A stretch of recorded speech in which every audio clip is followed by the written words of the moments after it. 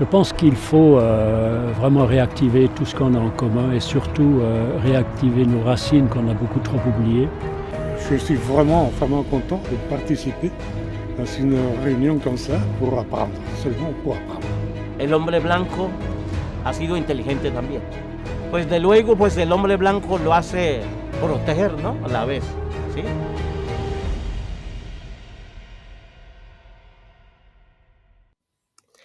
Bonjour à toutes et à tous, ravi d'être ici avec vous pour le premier webinaire de la série Back to the Life. Bon, je vous cache pas, je suis un peu stressée. Vous êtes nombreux à avoir répondu, à vous avoir inscrit à notre premier webinaire, plus de 450 personnes. Et on va commencer. Je me présente, je suis Anna Castelnuovo, chargée des missions à l'association Cendukua ici ailleurs.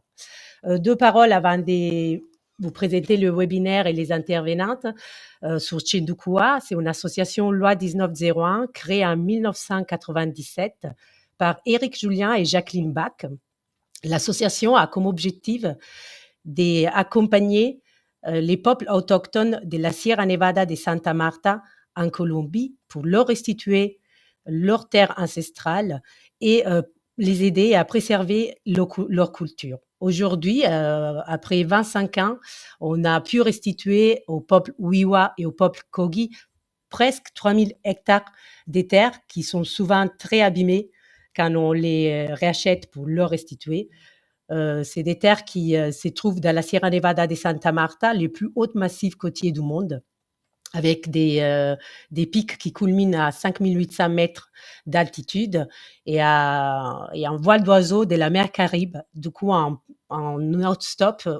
hotspot de biodiversité mondiale que les peuples autochtones de la Sierra essayent de préserver et qui considèrent les corps du monde. Cendukua n'ouvre pas seulement en Colombie, mais elle travaille aussi en France et en Europe pour donner la voix à ces peuples autochtones et pour créer des espaces de dialogue entre nos sciences, les sciences dites modernes et occidentales, et les savoirs ancestraux de ces peuples qui souvent on a définis comme des arriérés, des sauvages. Et c'est de ce dialogue qu'on va parler dans notre série des webinaires Back to the Life. Cette série des webinaires a été conçue par Cendukua ici ailleurs en collaboration avec une entreprise grenobloise, Insight Outside. Et j'ai dit bonjour à Frédéric Rochès, le directeur d'Insight Outside. Bonjour Anna. Bonjour Frédéric, merci d'être avec nous. En collaboration aussi avec Ezel Video Prod, fondé par Michael Lézé. Bonjour Michael. Bonjour Anna. Et on va voir bien sûr parmi nous Éric Julien, le fondateur et directeur des Cendukua ici ailleurs. Bonjour Éric. Bonjour Anna. Et aussi Nathalie Michel, agrégée en physique nucléaire. Bonjour Nathalie, j'espère que tu nous entends. On va dire que oui. On va dire que oui, elle va prendre la parole tout à l'heure et on va régler les soucis techniques d'ici là. Du coup, pour commencer, moi, je voudrais bien donner la parole à Frédéric. Parce que Frédéric, du coup, tu es un entrepreneur, un manager d'une équipe d'environ une trentaine de personnes ici à Grenoble, à Insight Outside. Et du coup, je me demande bien, qu'est-ce que tu viens faire ici, dans ces webinaires qui parlent d'un dialogue entre savoir scientifique et savoir Kogi? Oui, merci pour la question. Ça remonte à loin. Et effectivement, le lien n'est pas forcément facile à tracer. En fait, ça remonte il y a 13 ans, parce que l'entreprise a 20 ans. Donc, comme tu l'as dit, aujourd'hui, on est 30 personnes. Et puis, on officie à Grenoble et à Toulouse. On travaille dans les congrès scientifiques, médicaux et les événements d'entreprise. Et en fait, il y a 12-13 ans, l'entreprise grandissait. On était 12-13 et on a commencé à se poser la question de comment on s'organisait. Et là, sur l'étagère des écoles, de ce qu'on nous apprend, on met de la hiérarchie. C'est ce qu'on fait un peu de partout. On recrute un chef qui va encadrer d'autres personnes. Alors après, on peut le faire de différentes façons, mais c'est quand même de cette façon-là dont on fonctionne. Et du coup, à l'époque, nous, on voulait trouver un autre modèle, c'est-à-dire qu'on savait où ça menait ce rapport, notamment dominant-dominé. Et on voulait un autre vivre ensemble. Et on s'est lancé au début juste en enlevant la hiérarchie, en se disant on va essayer de faire autre chose. Alors, c'était un petit peu utopique. Et puis, on a cherché des modèles. À l'époque, il y avait moins de choses que ce qu'on peut lire aujourd'hui. Mais il y avait l'entreprise Favi qui avait fait des choses. Et puis, par hasard, je tombe sur un des livres d'Éric qui parle d'un peuple multimillénaire qui vit autour de la paix, du soin, en lien avec le vivant, et qui est très organisé. Donc, j'ai commencé un peu à découvrir tout ça. Ça paraissait très, très distant. On n'est pas des Indiens, mais ça m'a beaucoup parlé. Et surtout, leur organisation, j'ai réussi à faire quelques ponts et on a commencé un peu à travailler autour de leurs apprentissages. Et de fil en aiguille, on a tissé, comme c'est un mot indien, ça, peu à peu les choses, et pour faire quelque chose un petit peu d'hybride. Et du coup, tu les as rencontrés, tu as eu la possibilité de te rapprocher des Kogi, ces peuples autochtones qui se trouvent dans la Sierra Nevada de Santa Marta. Oui, alors ils sont venus à moi, donc ça c'est cool. Eric va en parler parce que il y a eu 2 diagnostics croisés qui ont été organisés, et le premier dans la Drôme en 2018. Et donc j'ai eu la chance de pouvoir y aller, de participer et d'aider un tout petit peu à leur venue. Et quand j'y suis allé, en fait, je me demandais qui j'allais rencontrer, et je me suis dit, bon, là, je vais voir des extraterrestres, des gens qui sont pas du tout de notre monde. Et en les rencontrant, en fait, j'ai vraiment pris une grosse claque sur le moment, parce qu'en fait, je me suis rendu compte que l'extraterrestre, c'était moi, extraterrestre, voilà, un peu en dehors de la Terre, et que eux étaient les vrais terrestres, des personnes qui vivent en lien vraiment avec la Terre, et il faut le voir pour le croire, et avec un niveau de vivant. Je ne sais pas si ça parle quand on dit comme ça, mais on se croit vivant, mais en fait, je pense qu'il y a des niveaux de vivant, et quand on les croise, on s'en rend clairement compte. Ça donne vraiment envie d'être dans le vivre ensemble qu'ils ont, dans le vivre en lien qu'ils pratiquent. Donc, du coup, à la fois, j'ai pris conscience de l'écart qu'il y avait entre eux et nous, et à la fois, un peu comme quand on croise, je sais pas moi, un grand sportif ou quelqu'un qui nous inspire, ben, on a un peu envie de les rejoindre. Donc moi, ça m'a encore plus motivé. Et du coup, je sais qu'il t'a un peu appliqué certains principes, ou du moins, tu as essayé de t'inspirer de la culture Kogi dans ton entreprise. Tu nous en parleras un peu plus, mais déjà, est-ce que tu peux nous dire, ça marche? Alors c'est un chemin, donc on peut jamais dire que c'est quelque chose qui est arrêté. Aujourd'hui, c'est avec plaisir que je prends un petit peu la parole. Je n'aurais pas osé il y a quelques années, parce beaucoup de gens nous prenaient pour des utopistes, et nous-mêmes, on n'était pas encore certains que ça pouvait faire modèle, si on peut dire comme ça. Aujourd'hui, oui, je pense que c'est un long chemin, mais ça fonctionne, et on a un vrai autre vivre ensemble. On le vit au quotidien, et bon, là, malheureusement, mes collaborateurs peuvent pas témoigner, mais je pense qu'ils diraient que c'est différent, et ceux qui partent de l'entreprise font beaucoup de témoignages qu'on fonctionne pas de la même façon que les autres, et on a touché du doigt ce côté relationnel, ce côté vivant, qui est plus fort, ça c'est certain, que dans d'autres structures, tout en ayant une entreprise qui fonctionne, parce que c'est pas quelque chose pour faire joli, il faut aussi que ça marche, et donc oui, je pense que ça fonctionne. On n'est pas du tout des Indiens, on reste des modernes, mais il y a des liens qui fonctionnent. Merci Frédéric, tu nous raconteras tout ça plus tard. Et Bien. je veux bien donner la parole à Eric Julien pour qu'il vienne nous expliquer un peu plus, voilà, qu'est-ce qui a fait Chendukua, qu'est-ce qui a été le moteur de Chendukua quand en 2018, on a décidé d'organiser ce premier dialogue qu'on a appelé Diagnostic croisé dans la Drôme. Eric, on ne t'entend pas. Merci beaucoup, Anna, et merci, Frédéric, d'être avec nous. Il y a la petite phrase d'un sage qui aurait dit quelque chose du genre quand tu ne sais pas où tu vas, regarde d'où tu viens. Quand tu sais pas où tu vas, regarde d'où tu viens. Et en fait, nous venons d'une formidable histoire qui aurait 3 milliards 800 millions d'années, qui s'adapte, qui crée, qui est systémique, qui est mouvante, vivante. Et nous en sommes quelque part les enfants. Et cette histoire, elle est structurée, elle est traversée par des lois, des principes qui fondent la vie. Et il y a des communautés, nous on a oublié ça, pardon, mais il y a des communautés humaines qui ont jamais perdu ce lien avec ces principes de vie. Et les Kogi en font partie. On peut appeler ça les peuples autochtones en général, qui fonctionnent, qui ont leur gouvernance, qui ont leur mode de fonctionnement, leur système de production de connaissances, qui sont basés sur ces principes. Et donc les Kogi font partie de ces communautés. Et ils sont à peu près 12 000, comme tu l'as évoqué, dans la Sierra de Santa Marta. Et en 2015, ils nous ont interpellés. Ils nous ont dit, vu la direction dans laquelle nous nous sommes engagés, il serait quand même bien qu'on essaie de dialoguer, qu'on essaie de se parler, qu'on essaie de mettre en résonance nos systèmes de croyances, de représentation, nos expériences, nos manières d'être. Et quelque part, entre ces deux communautés, qu'on soit moderne dans une entreprise comme toi, Frédéric, ou qu'on soit Kogi à l'autre bout de la planète, on doit prendre des décisions, on doit animer des réunions, on doit gérer des conflits, on se fait confiance, on se fait pas confiance, on a des valeurs, on n'a pas de valeurs, on a une vision, enfin bref. C'est des principes qui restent assez identiques, mais qu'on n'a pas approché de la même manière. Donc ils nous ont proposé de dialoguer avec cette phrase, avec tout ce que vous êtes et tout ce que vous savez, avec tout ce que nous sommes et tout ce que nous savons, si nous avions un peu l'audace d'ouvrir un espace de dialogue, sans doute pourrions-nous non seulement faire des grandes découvertes, mais essayer de sauver peut-être ce qui peut encore être sauvé. Alors bien sûr, il ne s'agit pas de devenir Kogi, j'ai jamais eu envie de les copier ou de devenir Kogi.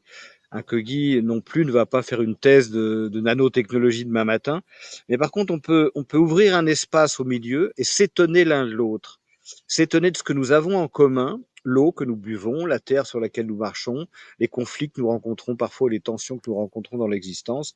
Il y a une petite phrase d'un psychiatre qui disait on ne voit pas le monde tel qu'il est, mais tel que nous sommes. Donc c'est ces deux subjectivités qui pourraient apprendre à se parler. Et c'est une subjectivité, celle des Kogi, qui est encore restée à la marge de notre modernité. Et il se dit souvent que c'est de la marge que vient le renouveau, qui vient l'ouverture, que vient l'oxygénation d'une pensée. Alors on a fait un premier diagnostic en 2018 dans la Drôme, tu l'as évoqué Frédéric, et on a fait venir 5 Kogi, on a invité 5 Kogi, on leur a posé la question suivante.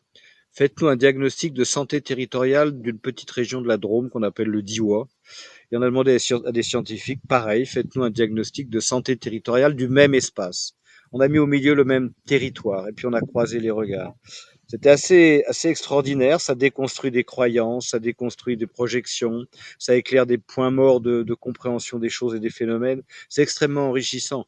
En fait, on a une petite phrase qui dit l'autre me renseigne sur ce que je ne sais pas de moi. Ça nous renseignait sur plein d'oublis qu'on a pu avoir ou plein d'angles morts dans nos démarches. Encore une fois, j'insiste, ils ne nous invitent pas à faire comme eux. C'est juste un questionnement. C'est Lévi-Strauss qui disait ils ne sont pas moins ou plus. Les peuples autochtones ne sont pas moins ou plus. Ils ont juste des réponses différentes à des questions identiques. Donc c'est sous cet aspect-là qu'on essaie de les rencontrer. En fait, ça ouvre une espèce de reset. Est-ce qu'on pourrait faire reset de nos systèmes de fonctionnement avec le vivant et non plus contre le vivant? Donc il y a eu cette expérience en 2018, puis on en a ouvert une deuxième en 2023. On a ouvert un deuxième diagnostic croisé qui partait des sources du Rhône jusqu'au delta en passant par la Corse et les sites mégalithiques. Alors c'est pas tout à fait le long du Rhône, mais les sites mégalithiques ont grandement intéressé les Kogi. Et on a fini dans la région Île-de-France à s'interroger sur pourquoi les derniers espaces de nature environnés de béton, nous les appelons des parcs. Qu'est-ce que ça sous-tend comme représentation et comme lecture du monde? Voilà. Alors après ce dialogue, c'est une formidable opportunité de s'interroger sur comment on fonctionne, comment on se représente le monde, comment on voit un territoire, comment on le comprend, comment on peut le soigner, comment on peut éduquer, comment on peut imaginer de nouveaux systèmes de gouvernance. En fait, on n'arrête pas de parler de nouveaux paradigmes. Il y a ceux qui vous disent continuons comme avant, tout va bien. Il y a ceux qui vous disent plus de technologie, ça va résoudre nos problèmes. Et puis il y a les Kogi qui surgissent comme ça dans un coin qui disent non, non, c'est peut-être juste en redevenant vivant, en refaisant alliance avec le vivant. Voilà, donc on est Eric, parti des glaciers du Rhône jusqu'à l'Île-de-France pour ce deuxième et- périple. Eric, juste du coup, une petite curiosité, qu'est-ce qu'ils disaient les scientifiques quand vous les avez invités en 2023 pour ces diagnostics? Ah Comment ils oui, répondaient? merci pour ta question. Qu'est-ce qui fait que certains scientifiques sont venus et d'autres non? Je reprends le modèle que j'évoquais tout à l'heure. Si on pense que la solution pour demain, c'est la science, strictement la science, qui n'est pas une critique de la science, mais de se dire que c'est ce regard qui va résoudre nos problèmes ou la technologie, on passe à côté d'une partie de la réalité. Voire on peut avoir peur et on peut être déstabilisé. Imaginez un laboratoire scientifique et des gens en pyjama qui rentrent dans le laboratoire et qui disent on va dialoguer. Ça peut être très perturbant. Il y a d'autres gens qui se disent mais non, tout va bien, il n'y a pas de problème, on est sur une logique de progrès et ils sont juste en retard, ils sont sous-développés, ils vont nous rattraper. Bon, ceux, ils voient pas du tout l'intérêt de dialoguer avec cette altérité. Puis il y a des gens qui sont curieux. Il y a des gens qui sont, ça ne les perd pas de leur système de représentation ni de leur rigueur. Mais c'est quand même l'idée de se dire, il y a quelqu'un qui dit, si tu penses que tu es arrivé, c'est que ton voyage n'était pas très lointain, c'est que tu n'avais pas beaucoup de chemin à faire. Donc il y a des gens qui pensent que le voyage et l'enseignement et l'apprentissage, c'est un chemin d'une vie. Et ils disent pas que les Kogi ont tort ou ont raison, ils disent, et si on se parlait, et si on répondait à leurs propositions pour voir ce que ça ouvre. En fait, ce sont les scientifiques qui se sont choisis eux-mêmes, je pense, parce qu'ils avaient de la vraie curiosité de scientifiques. Merci Eric. On revient après sur ces sujets. Je voulais demander à Frédéric, si tu es encore là, Frédéric, en fait, voilà, on a organisé ce webinaire ensemble, mais on a vu, hein, Eric nous a parlé dans les deux diagnostics, il y avait des scientifiques qui dialoguaient avec les COGI, et du coup, on pose un peu le cadre maintenant. Ce webinaire, c'est ouvert à qui? Pourquoi on l'a fait? Est-ce que tu peux nous dire un mot? Oui, alors le dialogue a été organisé avec les scientifiques. Je crois même savoir qu'au début, c'était... Parce que les Indiens, en fait, ont posé une question, c'est avec qui on dialogue chez vous? Je crois qu'Eric, au début, les a fait dialoguer avec des politiques. Je crois que ça a moyennement marché. Puis après, il y a eu cette proposition d'aller vers les scientifiques, et ça fonctionne bien, parce qu'il y a 2, puis bientôt 3 diagnostics croisés, et il y a vraiment des choses qui émergent de tout ça. Et quand on participe, oui, il y a la science. Eric, il y a plein de domaines de sciences qui sont concernés. Il y a aussi la santé, il y a aussi l'agriculture, et il y a aussi la gouvernance et la façon dont on fait système, parce que dès qu'on est une communauté, il y a des questions autour de ça.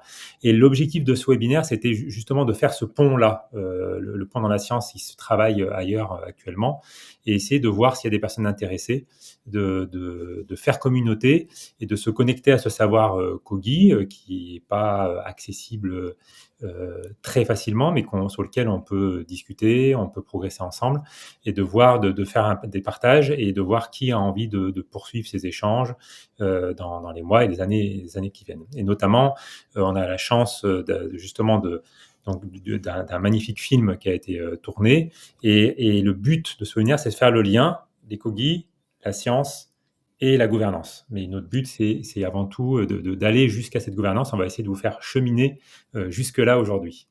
Merci Frédéric. Et oui, tu l'as bien dit, on a pu réaliser en vidéo, un film documentaire, Kogi Ensemble pour soigner la Terre, qui va être bientôt dans les salles des cinémas en France à l'automne.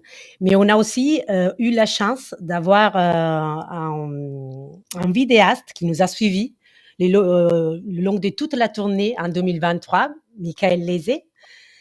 Du coup, bonjour oui. Michael. Du coup, Bonjour Anna. Tu es fondateur d'Ezel Vidéoprod, tu réalises des vidéos documentaires, et tu as été dans les tournages et tu as pu réaliser ce qu'on a appelé, nous, des capsules vidéo qui illustrent des moments forts de ces dialogues. Est-ce que tu peux nous en parler un peu plus de ces capsules?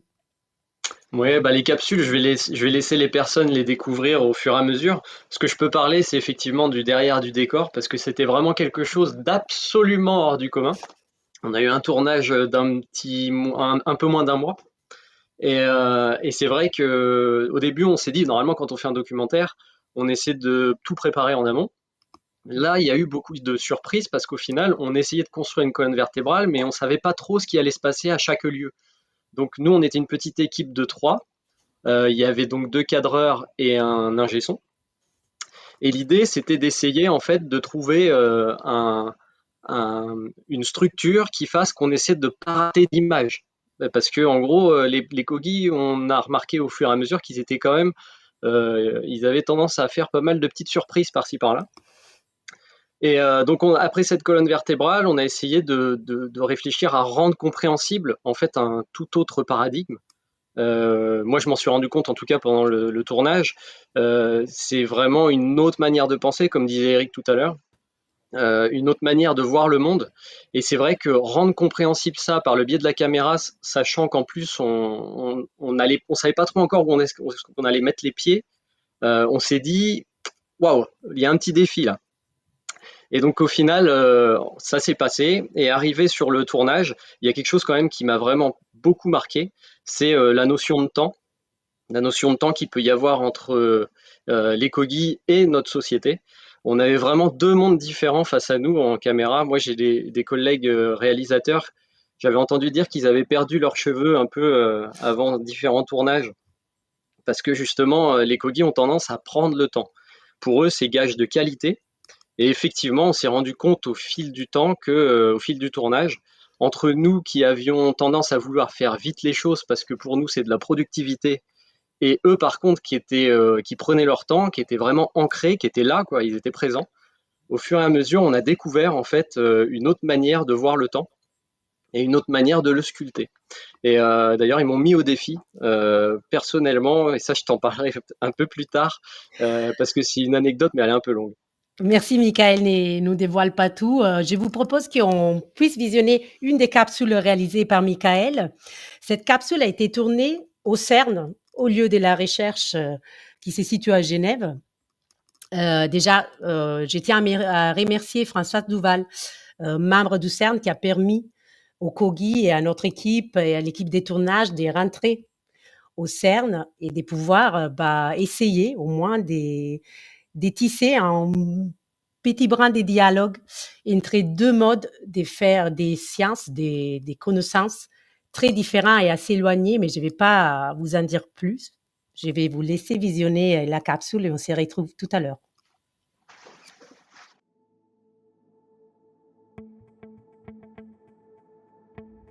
Comment se construit le savoir d'une société? Pourquoi je sais ce que je sais? Puis-je et dois-je le remettre en question? Si j'étais né Kogi, j'aurais bien aimé devenir scientifique Kogi. J'ai appris sûrement plein de choses par rapport à ce que je connais. Bienvenue au cœur d'une rencontre improbable. Vous allez découvrir un moment hors du temps où deux cultures au premier abord opposées ont accepté de faire un pas l'une vers l'autre. Notre élite scientifique du laboratoire de recherche international, le CERN, a ouvert ses portes à des hôtes peu habituels. Descendant de la civilisation précolombienne Taironas, la société Kogi est l'une des rares sociétés au monde, héritière de 4000 ans d'histoire et de connaissances non interrompues. Deux regards diamétralement différents, mais un point commun, la nature et ses mystères. Bienvenue au CERN, l'un des plus grands et prestigieux laboratoires scientifiques au monde. Il a pour vocation la physique fondamentale, la découverte des constituants et des lois de l'univers. Ici, les physiciens appréhendent les lois de la nature.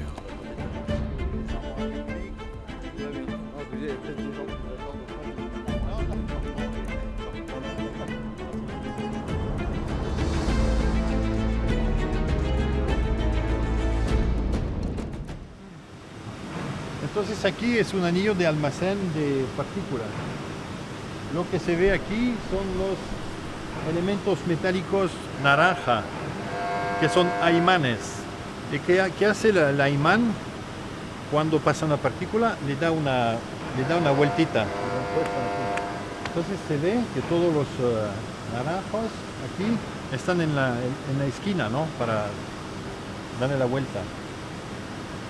Y después hay los azul naranjas, que son imanes de otro tipo, que ponen las partículas para que sean concentradas en el centro. Porque como cuando tienes un tubo de agua, cuando se va el agua, el tubo está limpio, pero cuando se va el agua se va así, ¿no? Cuando sale del tubo. Aquí es lo mismo. Entonces, cada vez hay que pegarlos para que se concentran en el centro. Son los imanes que son azul-naranja. Entonces en la parte rectilínea del accélérateur. Comme l'explique ce physicien, les Kogi avaient face à eux un accélérateur de particules. Le principe est de faire tourner à haute vitesse des atomes par le biais de plusieurs boucles, afin de les délester de leurs électrons, pour pouvoir enfin isoler le proton et le faire entrer en collision, et nous permettre de comprendre ce qui se passe à l'intérieur de la matière.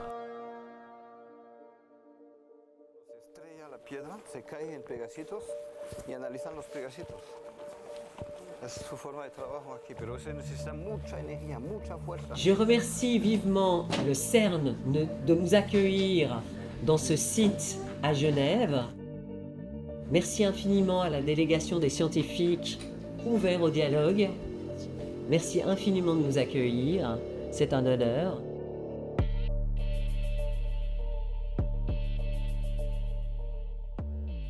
L'objet de la mission, c'est voir si nos sociétés modernes sont encore capables de dialoguer.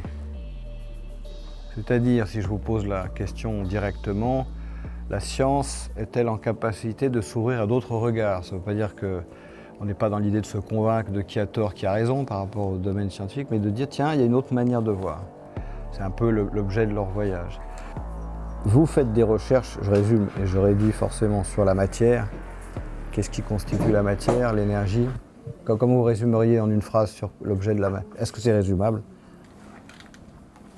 Donc, tout ce qu'on a compris, c'est que en fait, si ça c'est un serpent, avec quelque part la queue du serpent et la tête du serpent, donc qui se mord la queue, ça c'est une façon de représenter l'être humain, qui est à peu près au milieu du serpent.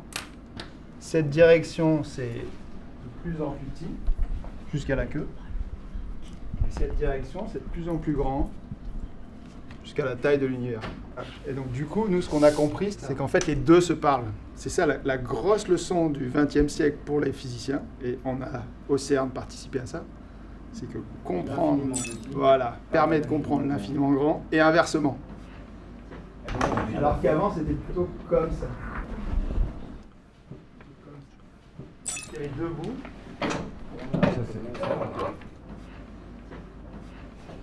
Et le noir, qui n'était pas connecté. Et le XXe siècle permet de connecter les deux. C'est un peu ça l'idée. Et que c'est lié. Voilà, c'est que c'est pas les choses, que le micro et le macro sont vraiment liés. Il y a une continuité entre les deux. Et c'est pas des univers séparés. Moi, il y a une autre image que j'aime bien, c'est que si on voit l'univers comme une bibliothèque, on se rend compte qu'il y a tous les livres qui sont dedans. Il y en a qui sont très mystérieux, écrits dans des langues différentes, mais quand on regarde de plus près, on va trouver les mêmes lettres. Et on va trouver un petit nombre de lettres, et avec des règles qui expliquent comment mettre les pages ensemble, les relier, les classer, mais il y a très peu de lettres et il y a très peu de règles en fait. Et ça fonctionne. Il y a quelques fondamentaux, mais qui fonctionnent dans l'infiniment petit et qui fonctionnent à l'échelle cosmique.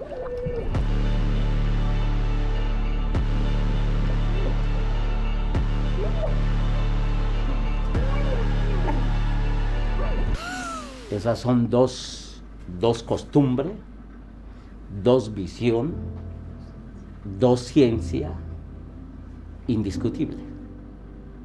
Y nosotros tenemos otras ciencias, tenemos otra tecnología. Tiene un círculo de 9. Cada punto, cada círculo, millones y millones de elementos. Esas son nuestras ciencias para manejar el territorio, o sea, para manejarlas, la fuerza. Y para hablar más concreto con ejemplo, esta piedra está en el corazón, adentro, el eje de agua. O sea, para que tengamos abundancia el agua, porque nosotros no queremos la contraguerra, sino que es la paz del agua, los mamos lo trabajan con un objeto de esto. Es más agua, menos agua, y con eso hace estudio mala agua que va a venir, mala agua, una tempestad, negativos. El tema de agua está en el epicentro aquí.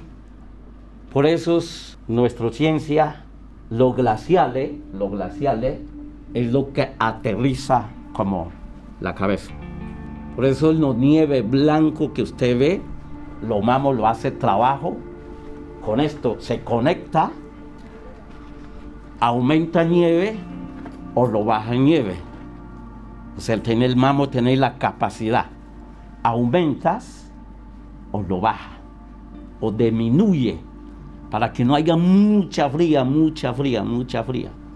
Este objeto es como algo que conecta, interfieres, o sea, para que no haya demasiado fría para que no lo acabe tanta cosecha. Los alimentos, cosas. Y hay colores, distintas piedras, colores blanca, negro, rojo, amarillos. Son 9 colores. Y de acuerdo colores, la fuerza. Cada piedra hace una función para prevenir la enfermedad, para prevenir muchas cosas. Estos se ayudan, esto no se puede chocar, esta línea con lo mamo se cuida, no se choques. Estos puntos son cada sitio sagrado, y cada sitio sagrado son cada especies o no, elementos que sirve para prevenir y también para controlar, también para fortalecer, también para desarrollar. Son puntos estratégicos que los mamos hacen con distintos elementos en eso. Esto tiene bajo el subsuelo y también tiene una conexión, es el firmamento, la estrella. Quelles sont ces connaissances dont parle le gouverneur Kogi? Pourraient-elles éclairer nos sciences modernes? En los puntos más estratégicos, los sitios más sagrados, lo pones antena. Mira, Santa Marta. Mire, dos ciencias se encontraron. Dos ciencias le toca sentar, dialogar para usar el espacio ese. A la hora de los científicos, salir del campo. No en el encerrado dentro de las casas. Salir en el campo, empezar a decir la juventud. Mira, estas son muy importantes, prohibido tumbar esa montaña. Los científicos les llegó la hora salir en el campo. En el campo. Invitar a los alumnos, invitar a los estudiantes, decir cada uno eso. Niños, estas son vivos. Esta es lo que nos da vidas. Así que no sigamos destruyendo más. Paremos la destrucción aquí. Les pierres seraient vivantes. Elles auraient une force, une énergie. Solo le digo, no lo podríamos nosotros, nueva gente, inventar estas. A ver qué lo podríamos hacerlo. No lo podríamos. De la manera de persona, ya sí estoy pensando como yo. Bueno, ¿y esto cómo es? Yo lo voy a intentar. Empezaría como yo, empezar a intentarla, a ver qué sale. ¿Sí? Mírenlo, nosotros no tenemos igualito esa tecnología así, sino que la tenemos bajo la montaña. Por eso mismo es que para los pueblos indígenas está prohibido derrumbar las montañas. Está prohibido. Porque perdería la fuerza de naturaleza, cogería la fuerza humana. Por eso es que el indígena no ha llegado a aprender esa ciencia de moderna, esta no, sino que sigue con su ciencia natural.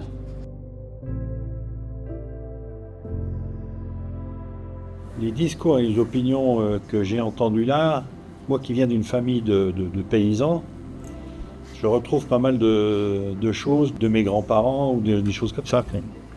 Donc je suis assez surpris de la connexion, quoi. Et en fait, ce que j'ai gardé, c'est que dans ces explications, j'ai senti, enfin j'avais l'impression d'écouter un poème en fait. Un poème. Ouais, c'est vraiment ce que j'ai ressenti. Quand je lis de la poésie, j'ai exactement le même ressenti. C'est-à-dire une vision des choses qui est complètement différente de mon métier de tous les jours. Et forcément enrichissant. Moi, je me sens augmenté. C'est quand Pas au sens financier, mais augmenté, agrandi. Et en même temps, je me sens encore plus petit par rapport à la nature. Et j'ai l'impression d'en savoir encore moins aujourd'hui qu'il y a 2 heures. Et c'est très agréable en fait.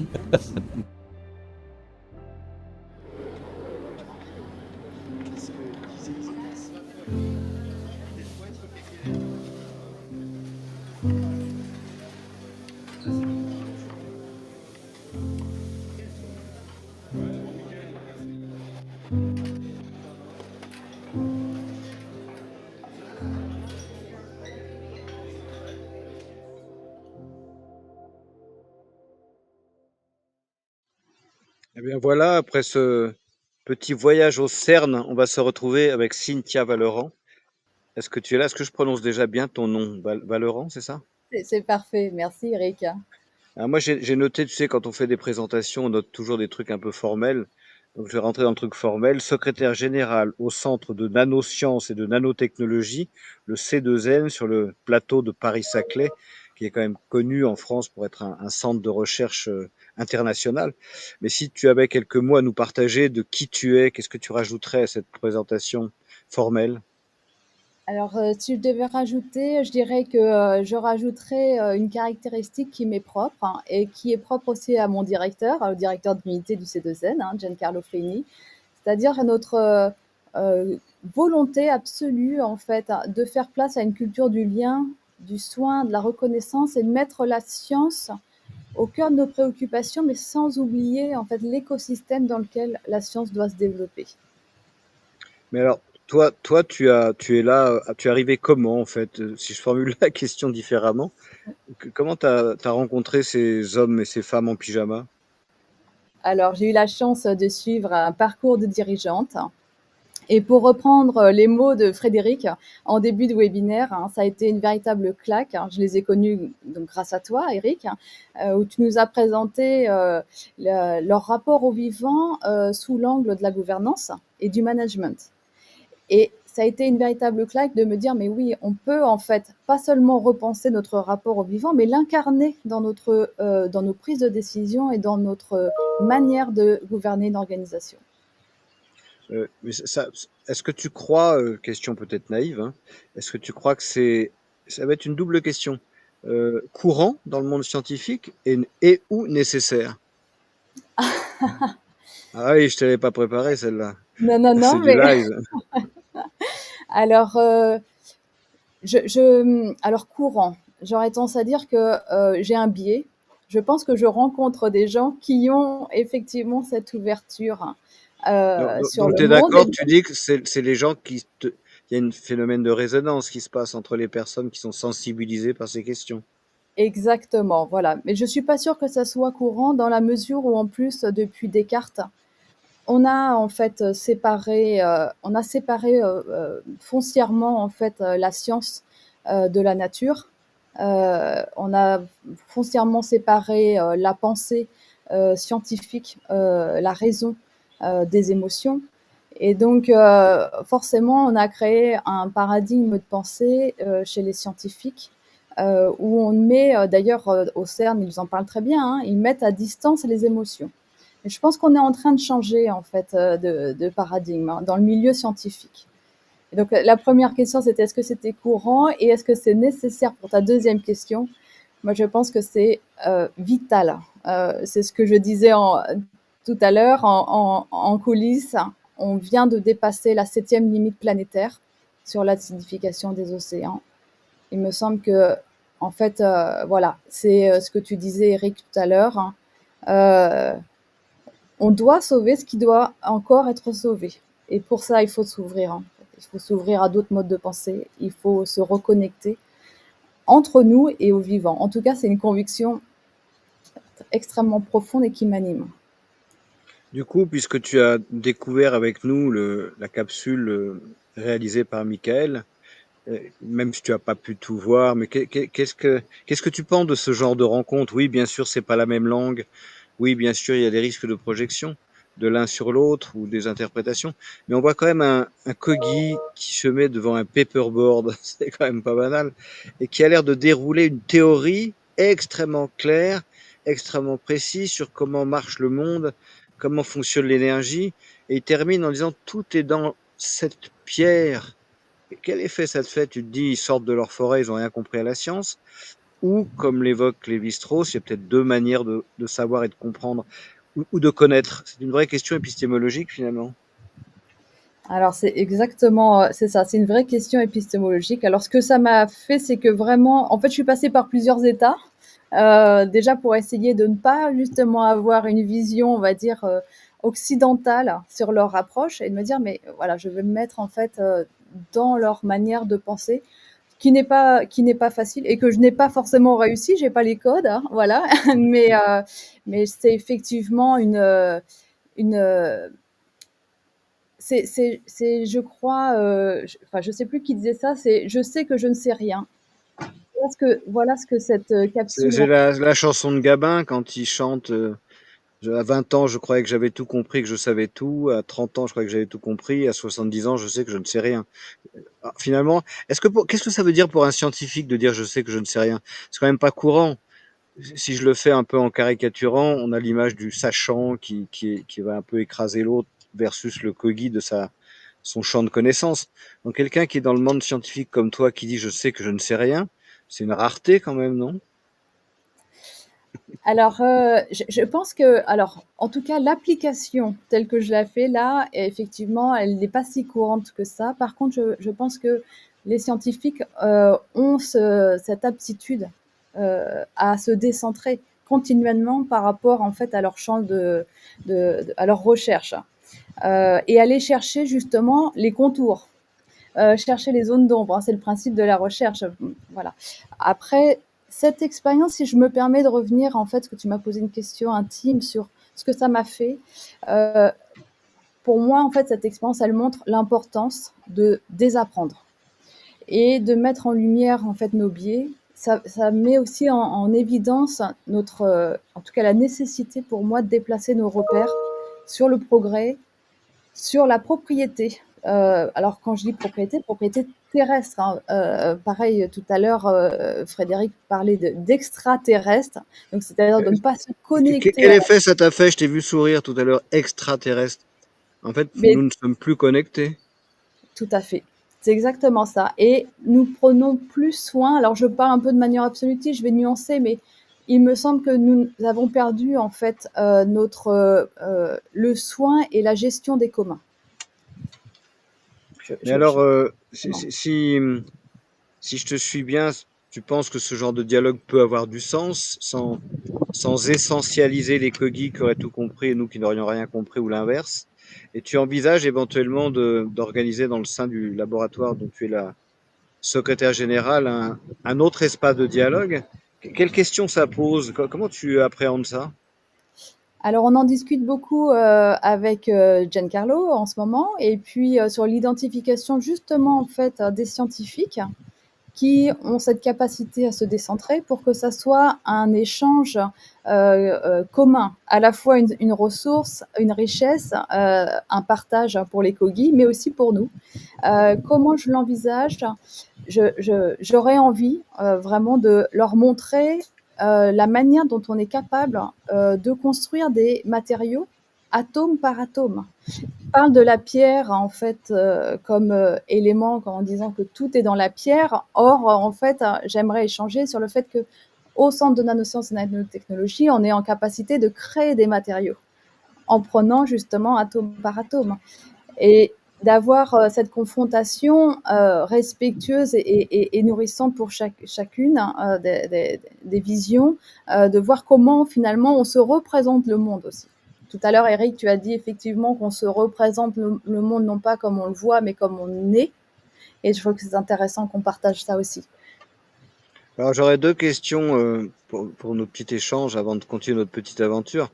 La première question, les Kogi insistent beaucoup sur le fait que on ne peut pas aborder un sujet si on n'a pas deux dimensions, une plutôt masculine qui va avoir un rapport au monde, c'est pas forcément que les hommes, hein, et une féminine qui va avoir un autre rapport au monde. Penses-tu, c'est un clin d'œil, que le fait que tu sois une femme, ou y a-t-il une manière féminine de faire de la science? Alors, plus sensible au lien peut-être, ou peut-être, hein, c'est une question, ou moins dans l'obligation de prouver, de nourrir l'ego, de dire que j'ai raison. L'histoire est quand même très riche de femmes qui ont fait des magnifiques découvertes et qui ont été plus ou moins pillées ou reconnues ou dévoyées par des hommes. Donc voilà. Alors, j'ai tendance à penser que, en fait, en tant que femme, on se distancie moins par rapport à nos émotions. Et donc, on apporte, en fait, dans notre manière de faire de la science, justement aussi nos doutes et la manière dont on regarde la science avec une part sensible. Mais j'aurais tendance à dire que je ne mettrais pas les deux en opposition. Je crois que les hommes, en fait, ont une très grande sensibilité aussi et font une très belle science. Je crois qu'il y a une vraie complémentarité. Et je rejoins tout à fait les Kogi. Et d'ailleurs, ça fait écho à le binôme que je fais avec Giancarlo, en fait. Effectivement. Est-ce que c'est pas ça la richesse de, entre guillemets, votre laboratoire, d'avoir à la tête de son fonctionnement, on va dire, ces deux regards finalement?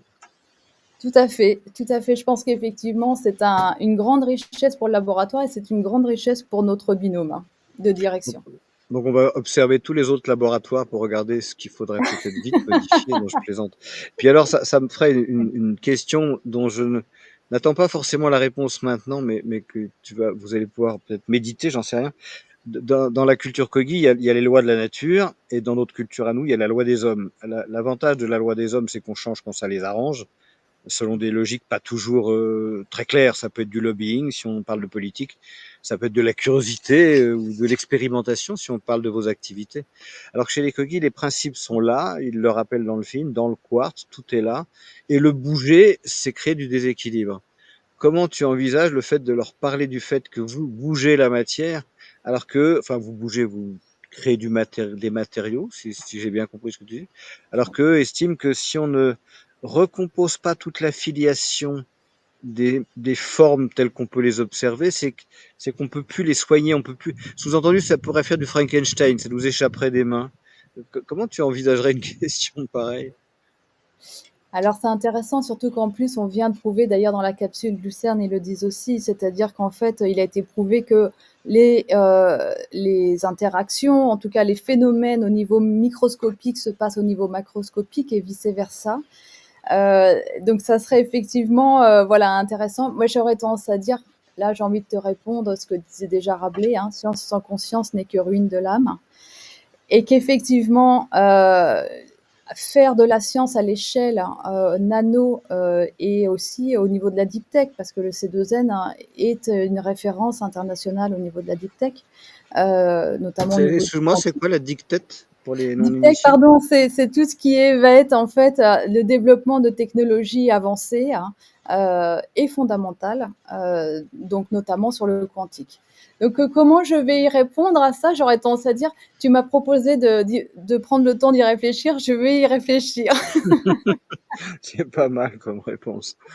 C'est pas mal. Écoute, merci, on va en rester là et je te remercie. On te retrouvera peut-être à la fin un peu avec quelques perspectives que tu pourras nous partager sur la suite de cette expérience.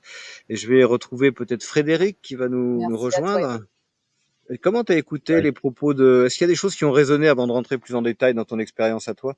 Est-ce qu'il y a des choses qui ont résonné dans ce que tu as entendu de Cynthia? Oui, de Cynthia et puis du film, il y a quelque chose qui est très interpellant quand même, c'est la science qui est plutôt une science de la matière et cette prise de conscience que des scientifiques qui sont aujourd'hui quand même presque notre nouvelle religion peuvent dire aujourd'hui. À la fin du film du CERN, donc on est au CERN, un lieu de science incroyable, et les scientifiques parlent de ressenti, de ce qu'ils ont ressenti. Et rien que ça, je trouve que c'est juste en ayant eu, je sais pas, une petite heure avec les Indiens, et puis Cynthia qui ouvre ce nouveau champ, et voilà. Et je me dis que de toute façon, et la science va être heureuse parce que la science, elle aime chercher. Donc je pense qu'il y a il y a de la matière. Il y a plein de choses à étudier. Si on en revient à ta mission, entre guillemets, de ta question de gouvernance que tu évoquais tout à l'heure, ton rôle je mets des guillemets à dirigeant, parce que c'est ce rôle-là que tu es largement en train d'explorer et d'interroger. Qu'est-ce que c'est venu concrètement nourrir chez la personne dirigeante que tu es, en tant que personne, avant de parler de qu'est-ce que tu as expérimenté? Et deuxième question, je mettrai dans la première, parce qu'on n'a pas beaucoup de temps, je sais que tu es intelligent. Comment tu as réussi à l'intégrer? Parce que des fois, tu sais, on voit un truc, puis bon, c'est trop compliqué, donc on le met de côté. Qu'est-ce qui t'a fait faire l'effort d'essayer quelque chose? Parce que tu as bien expliqué que tu as testé des choses. Pour résumer, au début, c'était, je découvrais, et c'était juste c'est venu m'impacter dans ma vision du monde et du coup après dans mes intentions. Donc pour donner des exemples un peu concrets, un des premiers moments moi qui m'a complètement renversé, c'est eux ils posent la question de qu'est-ce qu'on met au centre de notre société. Et donc nous on se pose même plus la question, on est des modernes, Et du coup, en étant des modernes, on met au centre de notre société le progrès, la performance. Il faut qu'on soit mieux demain, plus performant, qu'on aille plus loin. Et quelque part, ça s'impose à nous, notamment quand on est dirigeant. C'est très clairement là. Et eux, ils disent non, nous, ce qu'il y a au centre, le rôle de l'homme, c'est de prendre soin et d'être des gardiens. Bon, bah déjà ça, moi, je me suis dit, tiens, il y a des trucs qui sont différents, Ouais, quoi. mais toi, par rapport à ce que je te disais tout à l'heure, qu'est-ce qui fait que tu t'y es arrêté? Parce que j'ai envie de dire, bah, c'est leur truc dans leur montagne d'être des gardiens. Mmh. Pourquoi toi, un dirigeant à Grenoble, à Inno-Valley, Mmh. tu raisonnes à ça? Je pense qu'il y a beaucoup d'histoires perso. Alors moi, dans mon histoire perso, j'ai été beaucoup dans la montagne quand j'étais jeune. Et je suis aussi interpellé parce que dans la montagne, je vois mon écosystème beaucoup évoluer. On a des montagnes qui s'effondrent, ça bouge beaucoup. Donc, quelque part, l'impact quand même que l'on a, moi, me soucie.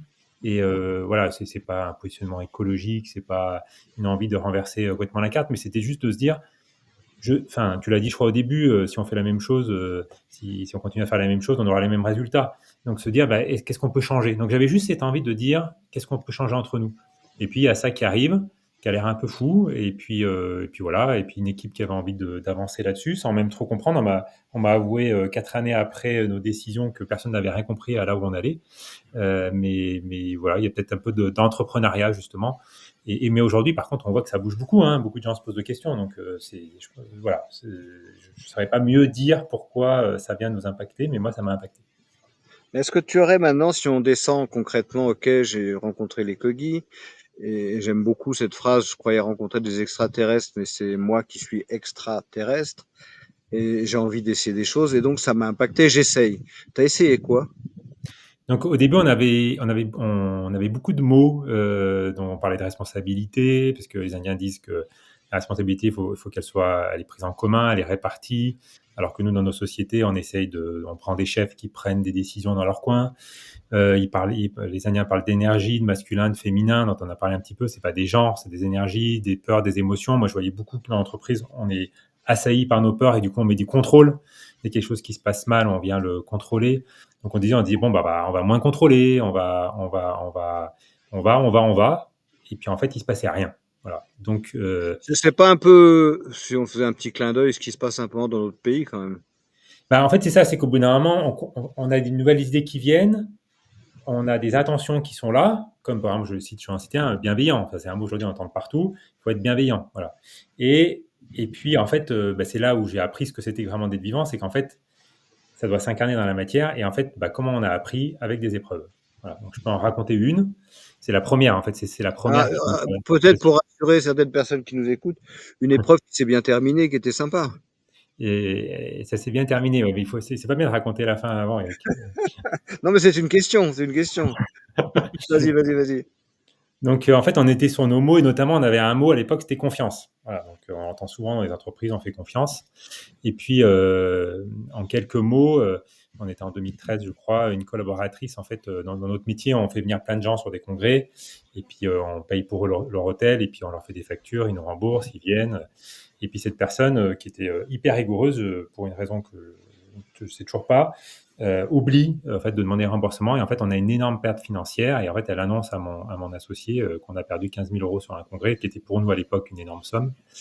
Mon associé commence un petit peu à s'énerver et puis on s'isole et on dit mais qu'est-ce qu'on fait? Et on était pris, assaillis par les émotions en disant non mais là ok, mon associé me disait on fait confiance, ouais, c'est bien sympa mais faire confiance et puis là voilà on est trahi. Moi-même j'étais pas à l'aise et puis je me rappelle, on était sortis devant la porte de l'entreprise, on était devant les chiottes, voilà, et on était debout, complètement paumés. Et puis j'étais là, j'étais assailli d'émotions. Et puis c'est toi, Eric, qui s'est pointé dans ma tête. À ce moment-là, j'avais l'histoire que tu racontes des Kogi qui disent que quand il y a un accident chez eux, qui peut même être grave, ils commencent par une question vis-à-vis de la personne qui est fautif, entre guillemets. Il lui dit qu'est-ce que dans le système t'a poussé pour faire ça? Alors, je pense que tu le diras mieux que moi, mais moi, c'est ce que j'en ai retenu. C'est en gros, plutôt que d'accuser la personne, c'est d'accuser le système et de se poser la question sur le système et se dire que nos actes ne sont que des conséquences de notre système, qui est complètement à l'inverse de notre monde dans lequel on sauvegarde les systèmes d'abord, on punit pour sauvegarder nos systèmes. Et j'avais ça qui tournait en boucle, et j'étais sûr de rien. Et j'ai juste proposé, vu qu'on n'avait pas de solution, à mon collègue d'aller la voir et de lui dire, bah écoute, c'est pas de ta faute, qu'est-ce qui a fait qu'on en est arrivé là? J'avoue qu'il y avait une grande partie de ma tête de dirigeant classique qui me disait, ouais, c'est ça, si tu crois que tu vas piloter une boîte et dire que ça fait rien de perdre 15 000 euros, c'est vraiment, j'étais déchiré, j'étais pas, et j'ai dit cette phrase à ma collègue, donc de dire que c'était pas grave, mais je l'ai dit complètement désincarné. J'étais pas là, j'assumais qu'à moitié. Et là, il s'est passé un vrai phénomène, vraiment dans l'épreuve, hein, c'est pour ça que pour nous, c'était quand même une épreuve. C'est qu'alors qu'elle était un peu en mode défense et nous en mode attaque, en changeant ça, en fait, elle a baissé les yeux, ses yeux sont humidifiés, elle a pleuré, elle a dit c'est de ma faute, je suis vraiment désolé. Nous, on l'a accompagnée, on a discuté, et en fait, dans cette histoire, tu me demandais si ça terminait bien. En fait, non seulement elle a beaucoup apprécié qu'on la soutienne, et en fait, elle s'est battue de manière incroyable. Elle a retrouvé la moitié de l'argent, et sur d'autres affaires, elle a fait beaucoup plus que ce qu'elle devait faire, et elle a fait plus que retrouver tout ce qu'on avait perdu. Et moi, ce moment, il a été vraiment initiatique, c'est-à-dire que je me suis dit, on a pris l'inverse, hein, parce que dans nos sociétés, quand même, tout pousse à punir, à mettre à pied, on a fait l'inverse, et en plus, on est récompensé, non pas qu'on veuille que de l'argent, mais c'était aussi pragmatique, c'est-à-dire qu'on avait quelque chose qui fonctionnait dans notre organisation. Et en fait, on a eu, enfin, à chaque fois, on avait des intentions, mais je pense que pour revenir un peu à ce qu'on disait tout à l'heure, c'est bien d'être, par exemple, dire bienveillant, mais la question, c'est comment on résiste dans les vrais moments, comment ça tient en fait. Voilà. Et c'est ça qu'on a appris à faire, je pense, en une dizaine d'années. Merci. Et est-ce que tu dirais aujourd'hui que ton organisation, tu as parlé de 30 personnes et un cœur de métier événementiel. Alors, j'entends organisation par modalité de fonctionnement, peut-être process interne, peut-être culture, a évolué?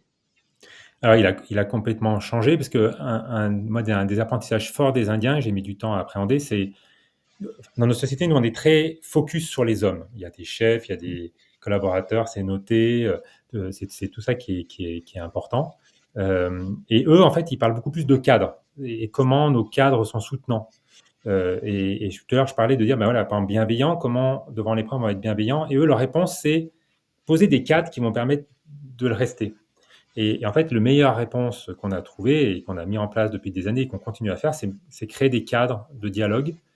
Alors les Kogi, pour avoir fait avec eux une fois grâce à toi, ils ont plein de process. Donc on essaie de poser des process qui nous paraissent, par exemple, quand on est il y a un accident, il y a un problème, quel type de réunion on fait pour que les émotions, on puisse les mettre à l'écart, pour que le dialogue entre les personnes il soit vraiment riche, que toutes les personnes concernées puissent avoir voix au chapitre. Et donc en fait, moi, la réponse que nous, on va dire d'entreprise, hein, qu'on a trouvée, c'est de multiplier ces cadres à plein de niveaux logiques de l'entreprise. Et ce sont des cercles de dialogue qui nous permettent de faire émerger des choses avec un peu plus de paix, de silence. Voilà. Ça prend un peu de temps. Au début, les personnes, elles n'ont pas forcément envie de jouer à ce jeu-là. Mais peu à peu, on apprend à calmer un peu les choses et la vie émerge, parce que la vie a horreur du vide. Et plutôt que la compétition qui reste quand même présente, mais il y a d'autres choses qui viennent et qui fait que notre organisation aujourd'hui est différente. Et pour terminer, pardon, une question peut-être qui nous projettera dans le futur. Est-ce que tu penses que ça aurait du sens et comment tu verrais ça? Peut-être, on parle souvent d'échanges de bonnes pratiques, de co-développement, d'insuffler un peu. Parce qu'en fait, qu'est-ce que tu essaies de faire? Les Kogi, c'est pas une méthode Kogi, on est d'accord. Ils ont formalisé dans leur culture des principes dont tu essaies de comprendre le sens et que tu essaies de voir si ça peut fonctionner dans ton organisation. Il y a quelque chose de remettre la vie dans les organisations. Quel sens ça pourrait avoir de regrouper, de faire converger, comment tu verrais ça? Je crois que c'est un peu ce qu'on essaie de faire là, c'est d'essayer de partager et puis après de partager nos. J'ai l'impression que tout est. Vous me voyez là? Parce que j'ai l'impression que tout est frisé. Ouais, Toi, tu es visible sur le live. Mais moi, j'étais en fluctuant, mais c'est pas grave. L'essentiel est préservé. Ok, nickel. Donc oui, c'est ça, c'est cette question de ta question, c'est ça, de voir comment aussi on avance par rapport à ça. C'est c'est de donner aussi envie, de montrer qu'il y a un autre chemin. Moi, je pense qu'une des vraies clés là du monde, on l'a vu avec Cynthia aussi, qui dit, ben, on voit un autre chemin, c'est de vraiment s'engager sur ces autres chemins et commencer un peu à la baliser. C'est pour ça que je pense qu'il faut qu'on avance ensemble. Tout seul, moi, ça a quand même été dur, hein. On se remet beaucoup en question, on est critiqué, voire même on ricane, hein, lorsqu'on a les propos que j'ai tenus. Aujourd'hui, je sais que ça fonctionne, donc je suis un peu plus assuré. Mais c'est comment on peut, et c'est la proposition aussi de ce webinaire, avancer ensemble et partager nos apprentissages. Merci Frédéric. Comment tu te sens après avoir parlé de tout ça, rapidement? Quel effet ça te fait de parler de vivant dans ton organisation?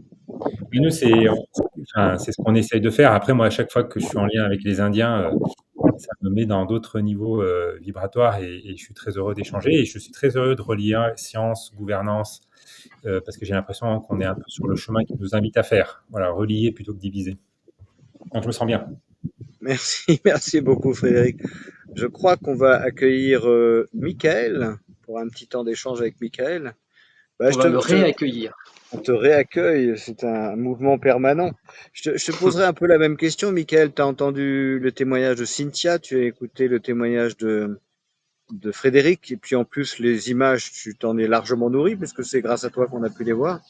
Finalement, qu'est-ce que ça t'évoque, si tu avais une petite réaction sur tout ça? Qu'est-ce que ça m'évoque? Bah, c'est ce que je disais au départ, c'est vraiment deux mondes. On se rend compte qu'on a deux mondes, et justement, à revenir à ce qu'on entend depuis le début, au final, on se rend compte que les Kogi, et moi d'ailleurs, j'ai une anecdote en lien avec ça, mais les Kogi ne sont pas donneurs de leçons.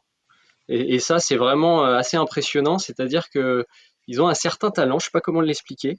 Je l'ai vécu aux premières loges, de nous poser une question, et cette question a tendance à nous remettre en question nous-mêmes. T'en as une qui me vient à l'esprit, qui t'a complètement mis la tête à l'envers?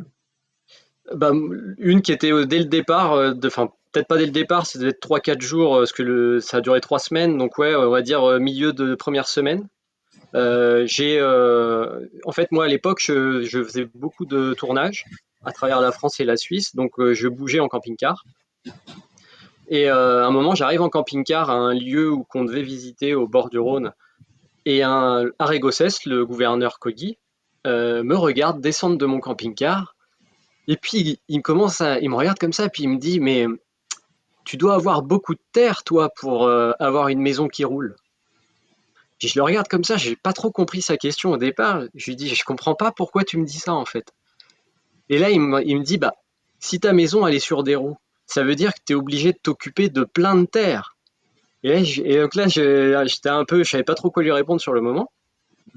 Et au final, je lui dis, mais non, en fait, moi je suis nomade, c'est-à-dire je suis mon travail.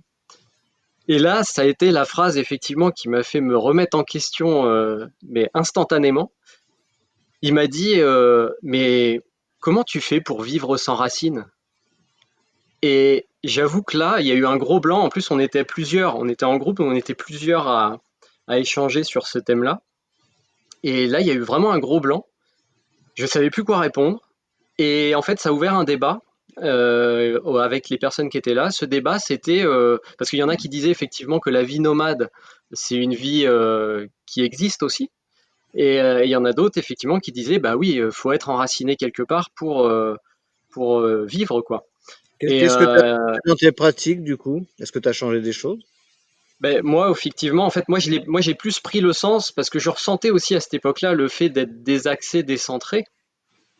Et en fait, ça m'a fait me poser la question. Je me suis dit, mais effectivement, en fait, j'ai besoin, même si j'aime bouger, j'ai besoin de poser mes racines quelque part, à la fois parce que il y a, en fait, c'est un vrai échange entre nous et notre écosystème. Et je pense que c'est ça qui m'était face à moi. Il Toi, mettait face à moi. tu es un homme de l'image et de la caméra, toi. Tu Ouais, regardes c'est ça. parfois le monde à travers la petite lunette. Ça a changé ton regard? Tu filmes plus pareil ou tu filmes pareil?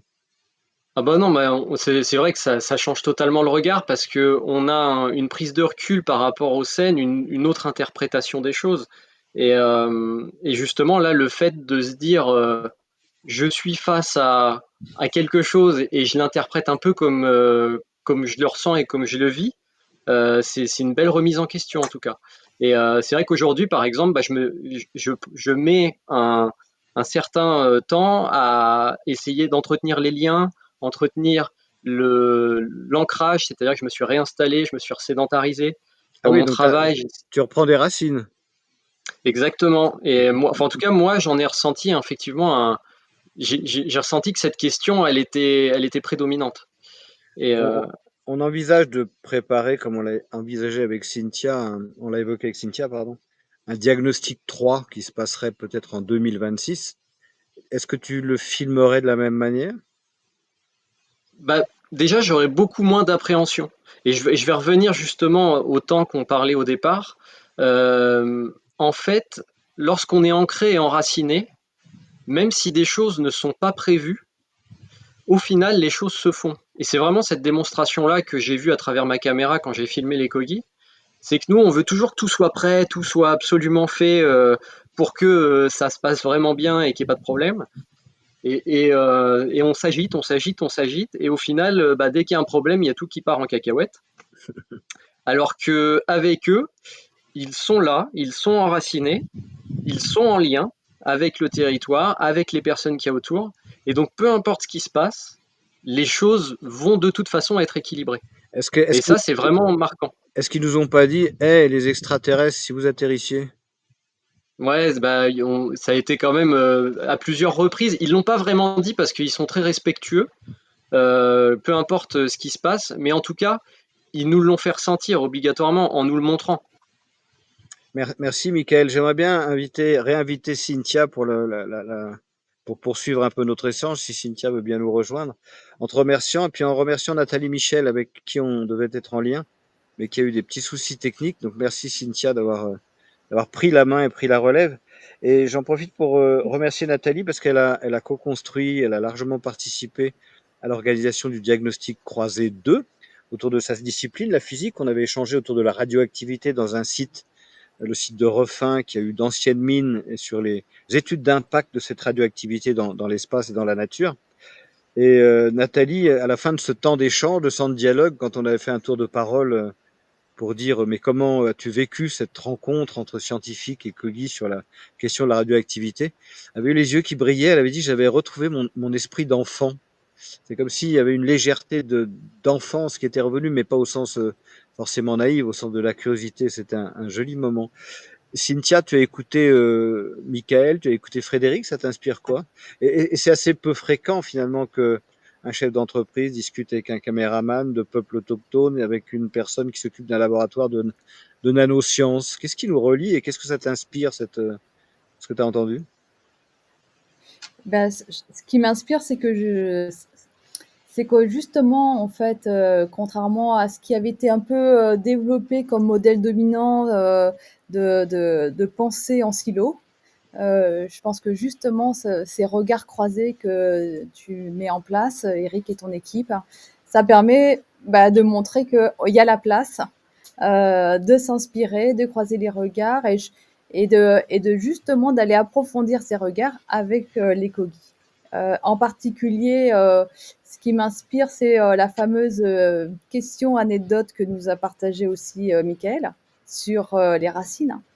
Et ça m'inspire en fait notamment sur justement l'épistémologie croisée dans la recherche. C'est-à-dire que, en fait, quelles sont nos racines? D'où ça vient? Et on reprend en préambule ce que tu disais au démarrage du webinaire. En fait, comment on sait, pourquoi on sait ce qu'on sait? En fait, est-ce qu'on doit le remettre en question? De quelle manière? Et évidemment, sans exotiser, sans idéaliser les autres formes de pensée. Comment tu vis ce sera ma dernière question, comment tu vis le fait de prendre la parole aujourd'hui avec ce que tu représentes comme personne et comme fonction, dans le contexte qui est le nôtre, où justement on sent bien qu'il y a besoin de questionner un modèle et une représentation, mais on sent bien aussi les peurs et les réactions qu'il y a derrière. Comment tu abordes ça? Alors je l'aborde, alors prendre la parole évidemment devant, c'est évidemment une légère tension intérieure, mais je suis contente en fait d'avoir pu apporter en fait ce regard qui est partagé avec Giancarlo. Malheureusement, n'a pas pu être là, mais ça aurait été intéressant qu'il soit là justement pour montrer le fameux deux qui est tellement prégnant dans la pensée des Kogi et le féminin-masculin dont tu parlais, Eric. Je pense que c'est une opportunité réelle pour les scientifiques aussi, de montrer différents regards et j'espère du fond du cœur qu'effectivement cette rencontre avec les Kogi va pouvoir se faire. Bon, quand on se dira Buenos días, señora Cynthia, Buenos días, señor Kogi, ce sera un grand jour. Merci beaucoup, Cynthia. Anna, je te repasse la parole. On ouvre un petit espace de questions s'il nous reste encore un peu de temps.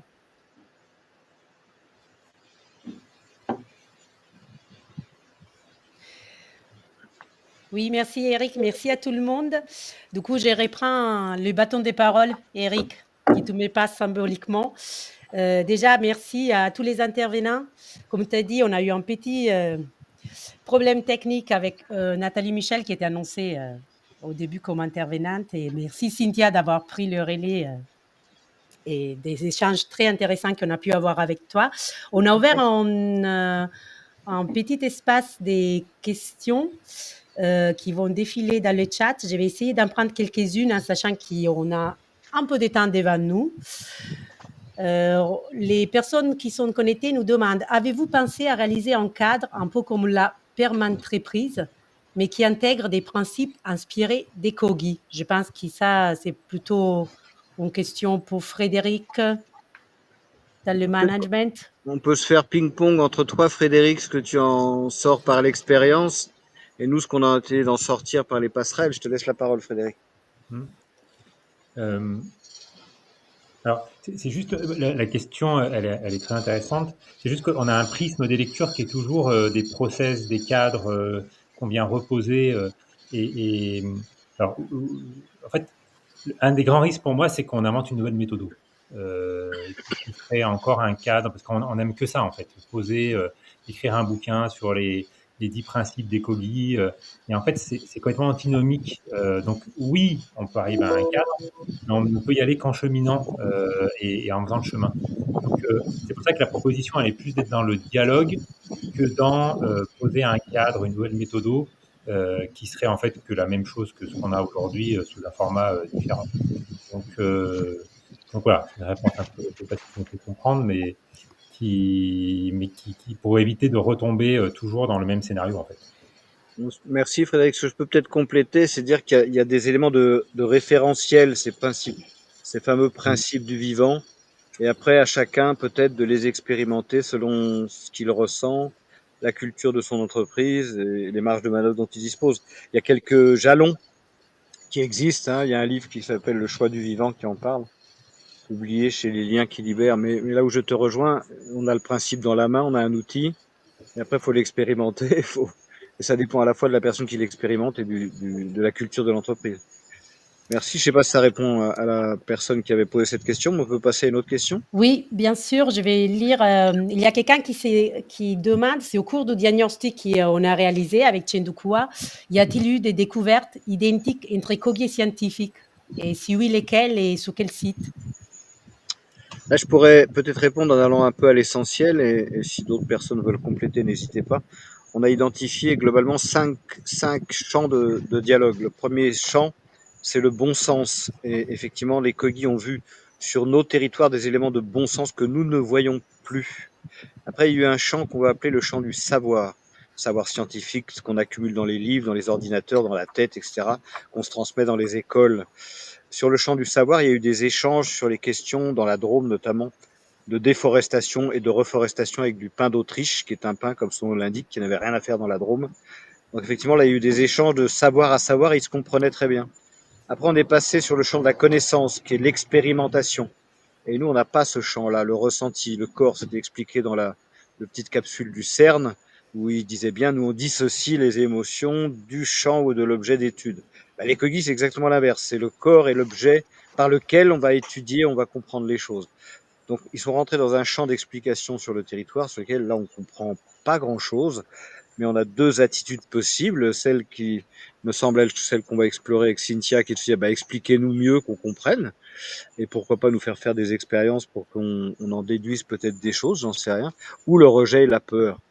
Voilà, donc c'était un peu donc il y a eu des champs de savoir sur lesquels les Kogis se sont rencontrés, et il y a eu un champ qui était très touchant, c'était les sites mégalithiques en Corse, où la personne qui nous a accueillis, la DRAC de Corse, Monsieur Léandri, nous présente le site, nous dit que ça fait 6000 ans qu'on le connaît.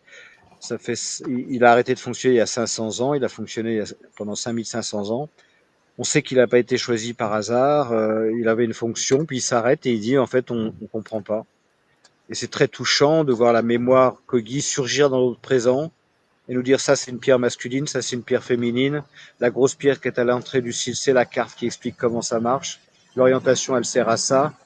Et l'archéologue avait les larmes aux yeux parce que c'est comme si le site dont on avait les traces reprenait vie et reprenait une âme. Donc oui, il y a eu des moments très touchants où les deux sensibilités se sont retrouvées. Merci Eric. Je vais prendre d'autres questions un peu au hasard parce que ça défile dans les chats. Baptiste demande, votre perception du temps est-elle différente désormais et comment cela s'applique dans vos organisations? Alors là, on va commencer peut-être par l'organisation, puis après Michael. Frédéric. Frédéric, ta perception du temps est-elle différente et comment s'applique-t-elle dans ton organisation? Alors, il y a... Moi d'abord, c'est ça? Vas-y. Ah non, c'est Frédéric. Comme tu veux, Michael. Non, vas-y, Fred. Ouais. Il y avait un savant qui disait que c'est relatif le temps, mais c'est à nous de créer cette relativité. Je vais revenir en même temps sur une autre question d'Yasmina sur comment, comment faire pour faire venir ces choses-là. Et en fait, moi, tout ce que je sais, c'est que ce temps, il devient plus long quand on lui laisse de la place, en fait. Et dans nos sociétés où on n'est que dans la vitesse, vraiment en tant que dirigeant, j'ai des injonctions permanentes, des listes de tâches à ne plus que faire. Et je sais que ce que ça m'oblige, c'est de me connecter à un temps long et de redonner de la longueur à ce temps. Donc, par exemple, pour ça que tout à l'heure je parlais de cadre, de poser des moments de cadre pour moi ou pour mes collègues dans lequel on va prendre par exemple 1 heure pour discuter que d'un sujet et prendre le temps de vraiment raisonner dessus. Et ben là, j'ai plutôt l'impression de me connecter au temps Kogi, le temps sachant que eux, ils passent une nuit sur un sujet des fois, et c'est ça de redonner du temps au temps, mais et de le re-rendre parce qu'il s'accélère en fait. Et c'est d'ailleurs une des phrases, c'est ce à quoi nous invitent les Kogi. Ils nous disent ça chauffe dehors parce que ça chauffe dans vos têtes, et si ça chauffe, c'est parce que ça va trop vite. Merci Frédéric. Michael. Moi, je pourrais juste rajouter, en fait, je vais citer un de mes anciens chefs dans une vie que j'ai eue avant, qui disait il est urgent d'attendre. Il y avait un gros problème et il me disait il est urgent d'attendre. À l'époque, je comprenais pas trop cette réponse parce que urgent d'attendre, c'était pas clair, quoi. Et aujourd'hui, je la comprends et je pense que je la comprends grâce à cette aventure Kogi. C'est-à-dire que ça sert à rien. Enfin, moi, en tout cas, ce que ça a changé sur ma perception du temps, c'est dès qu'il y a un souci, un peu comme le disait Frédéric tout à l'heure quand il était devant la porte de ses toilettes, c'est vraiment je m'ancre et en gros je vois ce qui va se passer après, mais je commence pas à me faire des films. Et c'est vraiment ça en tout cas qui m'ont inspiré les Kogis, c'est tant que je suis là, tout va bien. Tant que je suis à cet endroit-là, ancré, tout va bien. Merci Michael. Du coup, il y a pas mal de questions. Il y a qui demande, en fait, Paolo, les projets de recherche transdisciplinaires peuvent être un départ pour une meilleure approche du vivant. Qu'est-ce qu'on en pense? Est-ce qu'on peut les promouvoir davantage dans les facultés, dans les labos de recherche? Je ne sais pas, Cynthia, si peut-être tu peux nous éclairer. Merci. Donc moi, effectivement, là, je pense que la transdisciplinarité, même si elle n'est pas encore complètement, on va dire, mise en avant dans les laboratoires de recherche, c'est en train de se mettre en place. Mais voilà, c'est une manière, en fait, de re-questionner les finalités de la recherche. Et donc, une autre manière de produire des savoirs pour comprendre, pour régénérer, pour cohabiter. Donc, je pense que c'est un point de départ effectivement très fort, Paolo, pour pour changer en fait le paradigme. Ensuite, il me semble qu'effectivement, on pourrait peut-être aller plus loin d'un point de vue institutionnel. Ça ne regarde, enfin c'est mon opinion personnelle, hein, bien sûr, hein, c'est créer des chaires en fait de transdisciplinarité pour mettre effectivement la compréhension, le rapport au vivant au cœur de la science, et d'avoir effectivement une approche globale, sociologique, esthétique, géologique, enfin tout ce qu'on a pour le moment déjà évoqué. Donc, merci pour la question, Paolo. Merci Cynthia pour ta réponse. Il y a plusieurs questions, je pense, qui tournent autour de la question des comment on peut mieux connaître les Kogi, leur culture, intervenir, diffuser pour changer les choses, être acteur, actrice. Eric, Michael, Frédéric, je vous laisse répondre. Est-ce qu'on peut commencer à donner peut-être quelques pistes, au moins qu'est-ce qu'on a envie, nous, chez Ndukwa, Inside Outside et SL Video Prod, de commencer à proposer? Allez, soyez pas timide.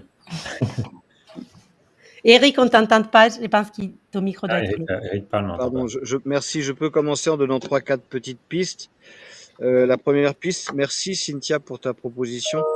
Je pense qu'un des rêves de Chen Ndukwa, on va prendre un grand mot, c'est une chaire qui associe et qui met au juste niveau ce que ce dialogue dans l'époque que nous traversons est indispensable. Et j'ai même poussé le bouchon un peu plus loin en disant si dans cette chaire on pouvait faire venir 6 Kanaks, 6 Kogi, 6 Français, 6 Colombiens, pour montrer que oui, l'ancrage territorial des Kanaks, c'est pas juste un territoire d'outre-mer, c'est bien plus que ça, c'est la marche de l'Empire. Et comme marche de l'Empire, ça peut nous aider à renouveler notre pensée et donner de la fierté à cette société. Kogi, et puis que les jeunes Français qui ont fait des grandes écoles pensent qu'ils ont aussi des choses à apprendre, des choses qui viennent des marges. Bref, cette idée de chair, elle est formidable. Anna, tu vas nous parler quand on va se quitter d'un réseau qu'on va essayer de lancer pour faire converger ces initiatives et ces envies autour du vivant. Il y a une école qui existe dans la Drôme, qui s'appelle l'École pratique de la nature et des savoirs, comme son nom l'indique. C'est pour aller pratiquer. Et cette école, elle a un site en pleine nature. Et elle a une école primaire dont la baseline de l'école primaire, c'est comment donner envie aux enfants de ne pas aller en vacances. Donc dans envie, il y a deux choses, il y a le désir et puis il y a la vie qui est là, quoi. Donc on se rend compte que derrière cette proposition des Kogi de faire la paix avec la nature, de remettre le vivant au centre, ça ouvre plein de potentiel. Et on va donc essayer un diagnostic 3 en 2026. Et tous ceux qui voudront rejoindre, contribuer, il y aura 5 sites laboratoires. Eh bien, seront évidemment la bienvenue. Frédéric et Michael, je vous laisse la suite. Je peux peut-être juste dire quelque chose qui m'avait secoué lorsque je les ai vus la première fois en 2018, c'est de prendre conscience que ça fait 5 siècles qu'on les écrase de manière juste hallucinante et que eux, ils viennent. Il n'y avait aucun ressenti de leur part, aucune posture haute, et qui nous disent nous, on vient dialoguer. Et je pense que ils viennent pas avec un bouquin, ils viennent pas avec des méthodos, ils nous disent pas, ils n'étaient pas dans une posture politique, ils n'étaient pas argument contre argument, ils étaient juste là, nous on a envie de parler avec vous. Et moi j'ai envie juste de dire que je pense que ils nous livrent sur un plateau la clé qui est le dialogue. Et c'est un peu la proposition, c'est de continuer ces dialogues. Pas tout le monde ne pourra avoir les Kogi, et même quand on les voit, on n'apprend pas plus que ça. Et par contre, nous, on peut cheminer ensemble. Et le dialogue, parce que le dialogue, en fait, c'est, pour avoir un peu réfléchi à la question, c'est vraiment le lien. Parce qu'en fait, c'est se mettre en lien de dialoguer. Donc, on est sur leur thématique. On n'est pas tout seul à essayer de faire quelque chose. Donc, moi, je crois beaucoup à cette invitation au dialogue pour progresser ensemble et cheminer en lien avec eux. Merci Frédéric. Michael, si tu veux ajouter quelque chose avant qu'on... Moi, je vois par exemple, je vois ce que dit Frédéric et je vois aussi une question de Benoît qui dit créer une communauté auto-apprenante. En fait, c'est ça, c'est l'objectif et je pense que c'est aussi l'objectif des Kogi, effectivement. On le voit, c'est une complémentarité et il y a besoin d'échanger, il y a besoin d'être en lien. Donc, nous, l'idée dans ce webinaire, effectivement, après, c'est déjà de partager ce qu'on a pu vivre et ce qu'ils nous apprennent et après, à côté, d'échanger sur ce partage. Ouais. Merci à toutes et à tous. Je pense que la régie nous fait signe, c'est l'heure. Je pense qu'il y aura d'autres questions. Vous savez que celui-ci, c'était le premier webinaire de la série Back to the Life. Il y a déjà 2 dates fixées pour 2 autres webinaires qui seront construits un peu de la même façon qu'aujourd'hui, où on aura des intervenantes des différents mondes, de l'entreprise, des scientifiques, d'autres personnes qui sont approchées du dialogue et qui viennent témoigner. Et bien sûr, on vous dévoilera d'autres capsules que Michael Lez a réalisées. Du coup, je vous rappelle les dates. Le prochain, c'est mardi 30 septembre et le troisième, ce sera mardi 21 octobre. Et on diffusera, comme on a fait pour ce premier webinaire, en lien d'inscription. Du coup, il faudra se réinscrire si vous voulez participer. On le diffusera via la newsletter des chaînes de quoi. Du coup, si vous ne l'avez pas encore fait, je vous invite à vous inscrire à notre newsletter via nos réseaux sociaux, chaîne de quoi en page LinkedIn, Instagram et Facebook. Du coup, n'hésitez pas à nous suivre pour avoir d'autres informations. Et si vous regardez la chat en ces moments, on va aussi diffuser un petit questionnaire de feedback. On aimerait bien que vous nous dites qu'est-ce que vous avez ressenti, qu'est-ce que vous ressentez en sortant de ces premiers webinaires. Et comme j'ai répondu dans le chat tout à l'heure, on vous demande votre mail si vous avez envie de rentrer dans cette communauté, continuer à échanger sur ces sujets et on vous en dira plus par la suite. Et je remercie encore toutes et tous de votre participation et à tous les participants de votre écoute. Merci. Merci. Merci à tout le monde. Merci. Bonne journée à tout le monde. Merci à tous.